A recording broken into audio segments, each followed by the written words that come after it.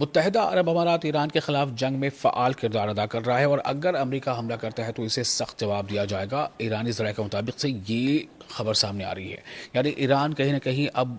اس خطے میں یو اے ای کو بھی سیدھے طور پر وہ انتباہ دے رہا ہے کہ اگر گراؤنڈ انویژن ہوتا ہے اس میں یو اے ای کی جو شراکت داری ہے تو اس کا خمیازہ یو اے ای کو بھی بھگتنا پڑے گا۔ اب آپ سیدھے طور پر یہ سمجھ لیں کہ جس طرح سے کوششیں ہیں لگاتار امریکہ کی یا اسرائیل کی کہ اس جنگ میں مڈل ایسٹ میں جتنے بھی لوگ ہیں یا پھر جو ویسٹ ایشیا ہم کہہ لیں کہ ویسٹ ایشیا کے جو ممالک ہیں وہ آپس میں ہی بھیڑ جائیں، تو اس طرف کہیں نہ کہیں یہ راستے ہموار ہوتے نظر آ رہے ہیں، چونکہ یو اے ای کا کردار جو ہے اسے ایران کافی شک کی نظر سے دیکھتا ہے۔ تہران کا ماننا ہے کہ متحدہ عرب امارات امریکہ اور اسرائیل کی ایران کے جنگ کے خلاف جو جنگ ہے اس میں فعال طور پر شامل ہے، کافی ایکٹیو طور پر شامل ہے، اور اگر زمینی حملہ ہوتا ہے تو اماراتی سرکاری اثاثوں پر بڑے پیمانے پر حملے ہو سکتے ہیں۔ آپ دیکھیں نیوز 18 کا سوشل میڈیا پلیٹ فارم، میں ہوں وصال اعظم۔ تو یہ پوری بات اب تفصیل سے سامنے آ رہی ہے کہ جس طرح سے سعودی عرب کے بارے میں لگاتار یہ باتیں سامنے آ رہی تھی، سعودی عرب کا نام لے کر کے بتاتے ہوئے ڈونلڈ ٹرمپ نے کہا تھا، اور جس طرح سے انہوں نے اپنا رد عمل ظاہر کیا، سے یہ ظاہر ہوتا ہے کہ کہیں نہ کہیں ڈونلڈ ٹرمپ جو چاہتے ہیں وہ سعودی عرب نہیں کر پا رہا ہے یا نہیں کر رہا ہے، اور اس کی وجہ کا ڈونلڈ ٹرمپ کے باتوں میں ایک کھینچ نظر آ رہی ہے۔ لیکن یو اے ای کا جہاں تک تعلق ہے اس کے بارے میں ایران خود یہ ابھی اشارہ دے رہا ہے کہ یو اے ای کی جو شمولیت ہے وہ بہت طرح سے واضح ہو رہی ہے اور اس کا خمیازہ یو اے ای کو بھگتنا پڑ سکتا ہے۔ یہ بات دو سینئر ایرانی ذرائع نے جو ہے وہ بتائی ہے۔ جنگ کو ایک مہینہ لگ بھگ ہو چکا ہے جس نے عالمی منڈیوں کو ہلا کر رکھ دیا ہے۔ ڈونلڈ ٹرمپ اس بات پر غور کر رہے ہیں کہ کیا اسٹریٹجک جزائر پر قبضہ کرنے کے لیے زمینی فوج بھیجی جائے، خاص طور پر آبنائے ہرمز یعنی جسے اسٹریٹ آف ہرمز کہا جاتا ہے، تاکہ ایران کو توانائی کی فراہمی میں خلل ڈالنے سے روکا جا سکے۔ خاص طور پر خارق جزیرے پر توجہ مرکوز ہے جہاں سے تقریباً 90% ایران کی تیل برآمدات ہوتی ہیں، اور قشم جزیرے پر بھی جو اس آبنائے پر نظر رکھتا ہے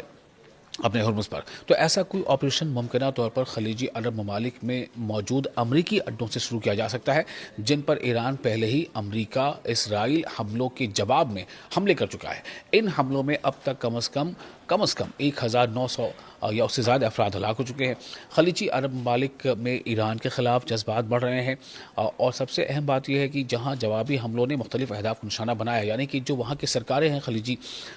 جو سرکار ہیں خلیجی ملکوں کی، وہ لگاتار ایران کے یا تو خلاف اب باتیں بھی کر رہے ہیں، یا پھر یہ ہے کہ ان کا اسٹینڈ ایران امریکہ یا اسرائیل کے خلاف کھل کر ان کے مخالف بیان نہیں ہے، جن میں توانائی کا بنیادی ڈھانچہ بھی شامل ہے جس پر لگاتار ایران حملے کر رہا ہے۔ ایران پہلے ہی کہہ چکا تھا،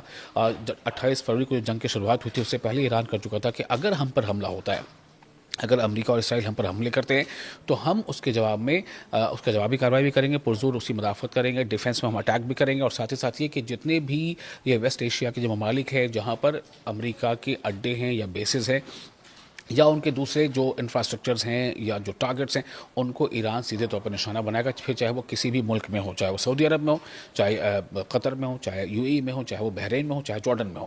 یا پھر وہ کویت میں ہو۔ تو دراصل یہ حملہ کویتیوں پر نہیں ہے یا سعودی عرب کے شہریوں پر نہیں ہے، یہ حملہ جو ہے سیدھے طور پر امریکی اثاثوں پر ہے یا پھر امریکی اسرائیلی اڈوں پر ہے جو ان ممالک میں ہیں۔ سخت بیان بازی خاص طور پر متحدہ عرب امارات کو لے کر کے جو بات سامنے آ رہی ہے، وہ جو اسرائیل کا قریبی اتحادی ہے، یہ ایران اب اس بات کو اشارے کے طور پر پہلے کہتا تھا کہ اب کھل کر بتا رہا ہے کہ یو اے ای جو ہے وہ اسرائیل کا قریبی ہے۔ امریکہ میں امارات کے سفیر، امارات یعنی یو اے ای کے سفیر نے وال اسٹریٹ جرنل میں بھی لکھا ہے، کئی ایسے رپورٹس میں سامنے آئی ہیں، کئی ایسی ایجنسیز میں لکھا ہے کہ صرف جنگ بندی کافی نہیں ہوگی اور فریقین کو ایک حتمی نتیجہ حاصل کرنا چاہیے جو ایران کے تمام خطرات کا حل نکالے۔ تو اس میں یہ بھی بات اس رپورٹ میں سامنے آئی ہے کہ کچھ خلیجی عرب ممالک امریکہ اسرائیل حملوں میں شامل ہونے پر غور کر رہے ہیں، تاہم ایک سینئر ایرانی سیکورٹی عہدیدار کے مطابق تہران کی قیادت اب یہ سمجھتی ہے کہ متحدہ عرب امارات نے جنگ کے آغاز سے ہی فعال کردار ادا کیا ہے۔ ان کے مطابق ایرانی قیادت نے ابوظہبی کے لیے اپنی برداشت ختم کرنے کا فیصلہ کر لیا ہے، کیونکہ ان کا کہنا ہے کہ امارات کا کردار صرف امریکی فوجی تنصیبات کی میزبانی تک محدود نہیں تھا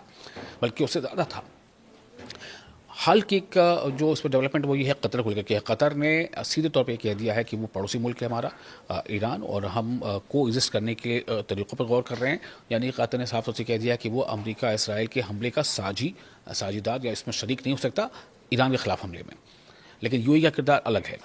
یو اے ای کے بارے میں اب ایران کھل کر دھمکی دے رہا ہے۔ تو عہدیدار نے کہا ہے کہ ایرانی انٹیلیجنس کا ماننا ہے کہ متحدہ عرب امارات یعنی یو اے ای نے اپنی کچھ فضائی تنصیبات بھی ایران کے خلاف کارروائیوں کے لیے فراہم کی ہیں. انہوں نے یہ بھی کہا ہے کہ ابوظہبی خطے میں اسرائیلی مفادات کے لیے ایک جدید پلیٹ فارم کے طور پر کام کر رہا ہے. اس میں